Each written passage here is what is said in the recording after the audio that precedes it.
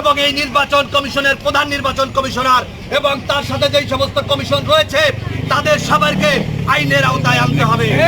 আমরা খবর পেয়েছি যে ইতিমধ্যে প্রধান নির্বাচন কমিশনার সহ কয়েকজন পদত্যাগ করেছেন, কয়েকজন পদত্যাগ করেননি। আপনাদেরকে বলতে চাই, ইজ্জত সম্মান আপনাদের থাকার কোনো অবস্থা রাখেন না। যার কোনো ইজ্জত নাই তার আবার ইজ্জত যাওয়ার কি আছে? এই হাসিনার যারা দালাল তাদের ইজ্জত সম্মান থাকলে তারা 2024 সালের নির্বাচনকে বিনা প্রতিদ্বন্দ্বিতায় হাসিনাকে প্রধানমন্ত্রী করতে পারত না। যার কারণে আজকে আমরা এই বিক্ষুব্ধ জনতা আমরা আজকে এখানে একত্রিত হয়েছি এবং আমরা এই নির্বাচন কমিশনের এই তাদের পদত্যাগ এবং তাদের প্রতিবাদ মুখর পরিস্থিতিতে আমরা আপনাদেরকে বলতে চাই যে এই নির্বাচন কমিশন গঠন করার ক্ষেত্রে বাংলাদেশের রাজনৈতিক দলগুলোকে অংশগ্রহণের মাধ্যমে একটা সুন্দর একটা সিস্টেমের মধ্য দিয়ে যেন দেশপ্রেমিক যারা বাংলাদেশের জনগণের প্রতিনিধিত্ব করে, যারা বাংলাদেশের মুক্তিযুদ্ধের চেতনায়, স্বাধীনতার চেতনায় এবং জনগণের ভোটার অধিকার, ভাতের অধিকার এবং বাংলাদেশকে যারা সমৃদ্ধ বাংলাদেশ দেখতে চায় তাদের প্রতিনিধিদের সমন্বয়ে এই নির্বাচন কমিশনকে গঠন করতে হবে। আমাদের অনেক দাবি রয়েছে, আজকে দাবি দেওয়ার সময় নাই। বাংলাদেশের রাজনৈতিক দলগুলোকে নিবন্ধন দিয়ে প্রত্যেকটা দলকে তাদের সাংগঠনিক কার্যক্রম তার সংবিধানের যে মোতাবেক তার মত প্রকাশের স্বাধীনতা, তার রাজনীতি করার স্বাধীনতা, সকল স্বাধীনতাকে তাদের আমাদেরকে ফিরিয়ে দেওয়ার আমরা দাবি জানাই। আপনারা জানেন এই আউয়াল কমিশন দীর্ঘদিন যাবৎ আজকে তারা বাংলাদেশের নির্বাচন ব্যবস্থাকে আজকে কবরস্থানে পাঠিয়েছে। বাংলাদেশের মানুষ নির্বাচন থেকে মুখ ফিরিয়ে নিয়েছে। তারা আজকে বাংলাদেশের রাজনীতিবিদদের বিরুদ্ধে তারা আজকে বিভিন্ন ধরনের এই তাদের চক্রান্তের কারণে আজকে জনগণ রাজনীতি এবং রাজনীতিবিদদের দিক থেকে মুখ ফিরিয়ে নেওয়ার মতো অবস্থা তৈরি করেছে। এজন্য দায়ী হচ্ছে নির্বাচন কমিশন। আজকে এই নির্বাচন কমিশনকে নির্বাচন পদ্ধতিরও আমরা আশা করব যে পরিবর্তন করতে হবে। এই টাকা, কালো টাকা এবং পেশি শক্তির মুক্ত একটা নির্বাচনও আমরা দেখতে চাইবো আগামীতে। আমাদের অনেক চাওয়া আছে এবং আমরা বেশ কয়েকটি রাজনৈতিক দলের নেতৃবৃন্দরা ঘেটে রয়েছি। আমাদের দাবি পরিষ্কার, এই আউয়াল কমিশনের 5 জনকেই পদত্যাগ করে বাংলাদেশ সেনাবাহিনীকে আমরা আহ্বান জানাচ্ছি, আপনারা এই কমিশন থেকেই, এই কমিশনের ভিতর থেকেই তাদের গ্রেফতার করবেন। তারা যদি এই নির্বাচন কমিশন ভবনের বাইরে আসার চেষ্টা করে, গ্রেফতার ছাড়া যদি বাইরে বের হয়, তাহলে জনতা কিন্তু তাদেরকে ছাড় দেবে না। সিদ্ধান্তের কারণে, তাদের অবৈধ নির্বাচনের কারণে খুনি হাসিনা বাংলাদেশে একটি গণহত্যা চালিয়েছে। এই গণহত্যায় বাংলাদেশে হাজার হাজার মানুষের জীবনহানি হয়েছে, অসংখ্য ছাত্রকে প্রাণ দিতে হয়েছে, শহীদ হতে হয়েছে। এই খুনি হাসিনাকে ক্ষমতার চেয়ারে বসার মূল কারিগর, মূল কমান্ডার হচ্ছে এই আউয়াল কমিশনের আউয়াল। তাই আমাদের স্পষ্ট দাবি, এই আউয়াল কমিশনকে আজকে সন্ধ্যার মধ্যে গ্রেপ্তার না করা হলে এদেশের ছাত্র জনতা এই আউয়াল কমিশনকে খুঁজে বের করে গণধোলাই দিয়ে আইনের আওতায়, আইনের হাতে তুলে দেবে।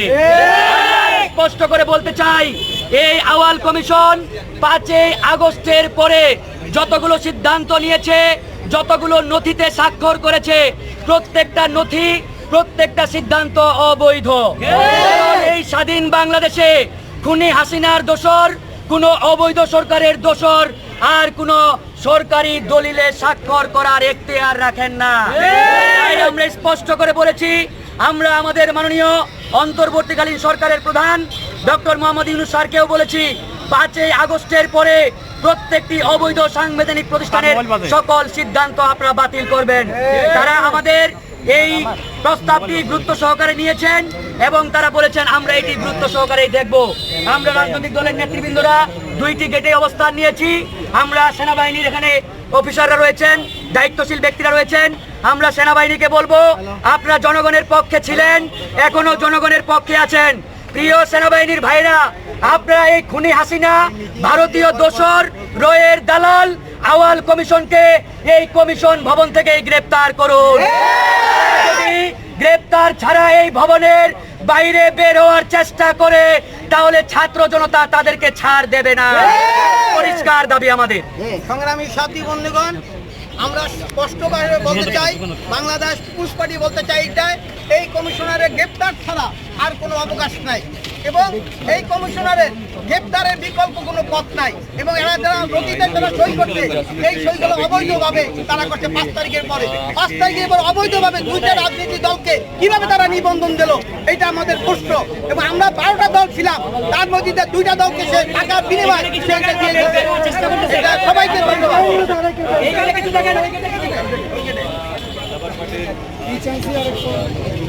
সংগ্রামী বন্ধুগণ, আপনারা দেখতে পাচ্ছেন ইলেকশন কমিশনার পদত্যাগ করেছেন। তাকে আমরা দাবি জানাচ্ছি তাকে অতি অবিলম্বে গ্রেফতার করতে হবে, আর না হলে ছাত্র জনতা ছাড় দিবে না। যে আমাদের গণ অধিকার পরিষদের সদস্য সচিব আছেন এবং ইরান ভাই আছেন আন্দোলনে, আমরা ছাত্র জনতা সবাই তাকে গ্রেফতার না করলে তাকে আমরা গণধোলাই দিয়ে আইনের আওতায় নিয়ে আসবো।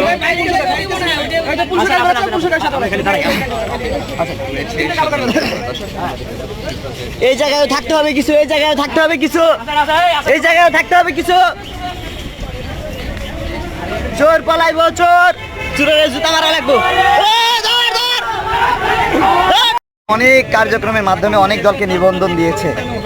এই কাজগুলো স্পষ্ট, আপনারা জানেন সবই। অফিস নাই, তারপরে একটা এয়ার ট্রাভেলসের অফিসকে রাজনৈতিক দল বানায় নিবন্ধন নিয়েছে। অথচ যারা রাজপথে লড়াই সংগ্রাম করছে, আগ্রাসন বিরোধী লড়াই করছে, যাদের লিগেল ডকুমেন্টস আছে, আদালতের চিঠি আছে, তারা তাদের প্রতি কী আচরণ হয়েছে আপনারা দেখেছেন কম বেশি। হলো ভেঙে ফেলার প্রয়োজন নাই। তারপরেও আমরা মনে করি এই আওয়াল কমিশনের সাইনিং করা সকল ডকুমেন্টকে প্রজ্ঞাপনের মাধ্যমে আদালতের আদেশের মাধ্যমে নিষিদ্ধ করা উচিত। সমস্ত ডকুমেন্ট, তাদের সমস্ত কার্যক্রম যা অবৈধ, তা 1 ফোঁটা হলেও অবৈধ, 1 বালতি হলেও অবৈধ। এটা আমার কথা। আমরা বেশি কিছু বলবো না। আমরা অবিলম্বে ভিতরে যারা আছেন তাদেরকে বলবো পদত্যাগ করে আপনারা বেরিয়ে যান। আপনারা যত দেরি করবেন আমরা কিন্তু তত সময় থাকবো। আপনাদের ধন্যবাদ।